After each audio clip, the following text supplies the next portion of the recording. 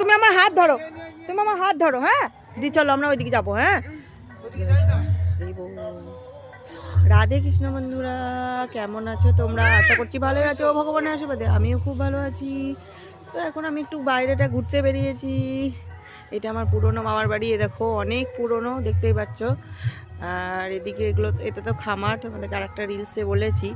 এখানে এটা খামার বাড়ি আমাদের, ধান ঝাড়া হয়, যে ধানের আটি করে বেঁধে রাখা হয়েছে।